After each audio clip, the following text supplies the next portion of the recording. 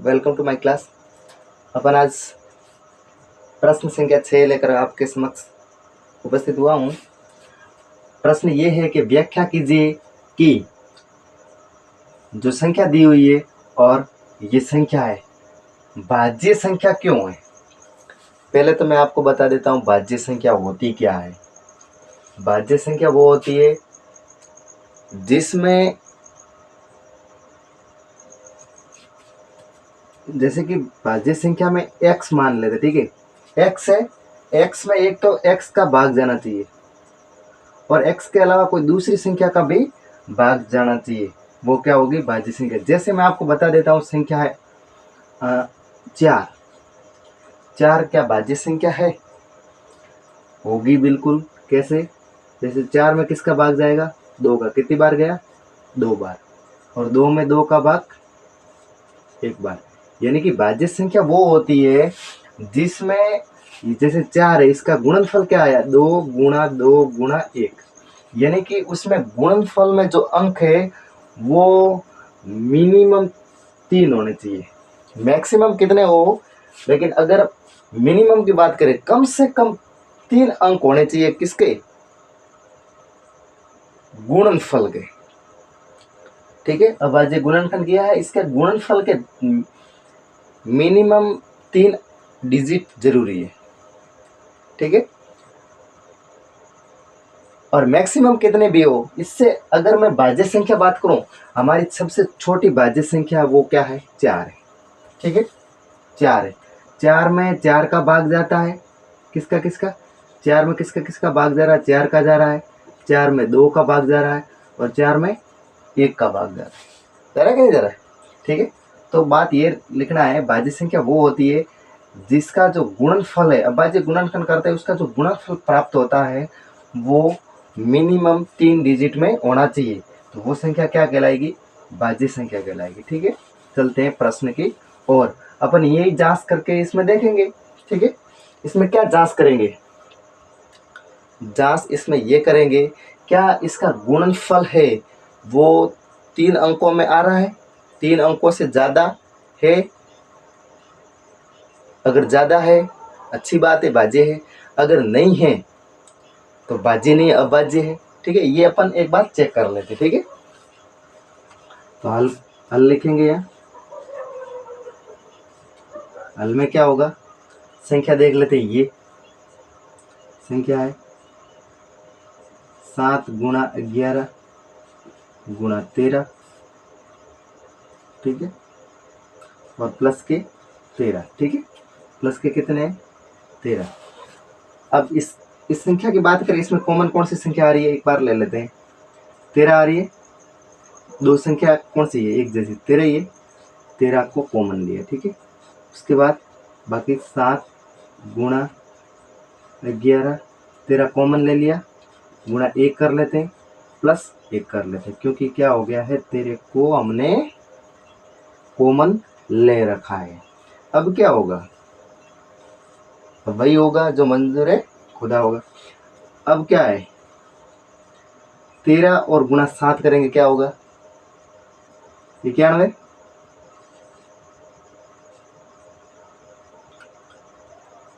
ठीक है। चलो ऐसे नहीं करते हैं। 91 कैसे होगा? अंदर वाला बॉक्स को पहले हल कर लेते हैं। चलो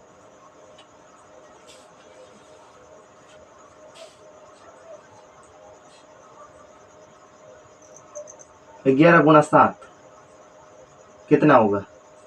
77 और गुणा 1 77 ही होगा, प्लस 1 है। ठीक है। अब क्या है? 13 77 और 1 78। क्या हो रहा है? 78। क्या हो रहा है? 78। अब देख लो 13 है, 78 है, यानी कि 78 की बात करें तो देख लो इसका अभाज्य गुणन कर करते हैं। 78 का सम संख्या आ रही है पीछे, यानी कि 2 का भाग जाएगा। कितनी बार जाएगा? 6 में गया, 7 में कितनी बार गया? 3 बार, और 1 रिमेनिंग हो जाएगा 18। 18 में 9 बार। कितनी बार गया? 9 बार। यानी कि इसमें किसका भाग दे रहे हैं? भाई मैं 78 है, 78 को मैं 2 गुणा 39 लिख सकता हूँ क्या? बिल्कुल। तो यानी कि ये है 13 गुणा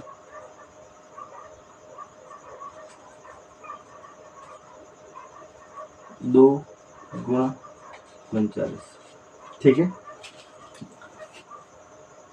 ये क्या है? गुणनफल है। गुणनफल कितनी संख्या में आ रहा है? गुणनफल आ रहा है कम से कम 3 है, ठीक है। यानी कि ये संख्या क्या है? क्या है?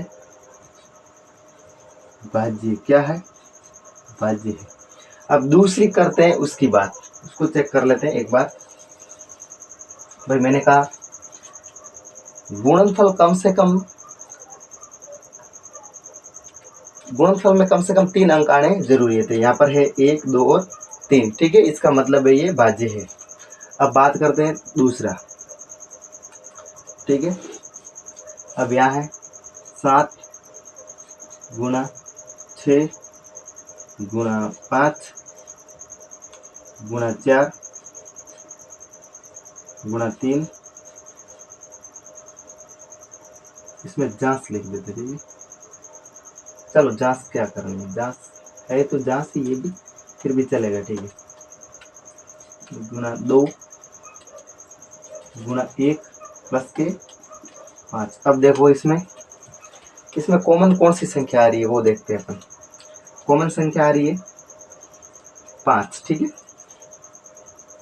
संख्या आ रही है 5, बाकी लिख लो 7 गुणा 6 गुणा 5 गुणा 4 गुणा 3, सॉरी 5 तो कॉमन आ गया था, यहाँ आ जाएगा 1, 3 गुणा 2 गुणा 1 प्लस के 5, ठीक है। और इसको मैंने कर दिया बॉक्स में बंद, ठीक है। अब बात कर रहे हैं, बॉक्स को हल कर देते हैं। 6 गुणा 7 42 गुणा, यहाँ कर देते हैं। देखो ये कितना हुआ, 4 गुणा 3 12, 12 गुणा 2 कितना हो गया 24, कितना हो रहा है 24 प्लस के 5, ठीक है। अब इन दोनों को गुणा कर लेते हैं। किसको किसको गुणा कर रहे हैं? 42 और 24 को। देख लो इधर, अरे एक मिस्टेक हो रहा है यार, देख लेना प्लीज़। मिस्टेक क्या हो रहा है कि हमने जो संख्या 5 कॉमन ली थी, तो यहाँ पर 5 हमने लिख दिया, ये नहीं लिखना था, यहाँ पर 1 ही लिखना है, क्योंकि 5 जो था हमने कॉमन ले रखा है, 1 है और यहाँ पर भी 1 है। ये बाय मिस्टेक हो गया मेरे से, इंसान है, गलती तो हो ही जाती थी, ठीक है। अब देख लेते हैं 42 गुणा 24, ठीक है, यहाँ ध्यान देना। अब यहाँ कर देते हैं 8 और ये है 16, ये है 4 और ये है 8, 8 10 का 0 हासिल 1, ये 10 कितना आ रहा है 1008 आ रहा है क्या? बिल्कुल 1008 प्लस का 1, यानी कि कितना हो रहा है 5 गुणा 1009, कितना आ रहा है 1009। अब दो संख्या है, क्या मैं 1009 के साथ 1 का गुणा करूं तो वही का वही रहेगा क्या नहीं रहेगा? वही रहता है। यानी कि अब संख्या कितनी हो रही है देख लो, 1 2 और 3, समझ आई बात? यानी कि कम से कम 3 संख्या क्या है, 3 संख्या क्या है, गुणनफल में 3 संख्या है। इसका मतलब है ये भी संख्या क्या है, भाज्य है। कैसी है? भाज्य, ठीक है। ये हमारा क्या है आंसर।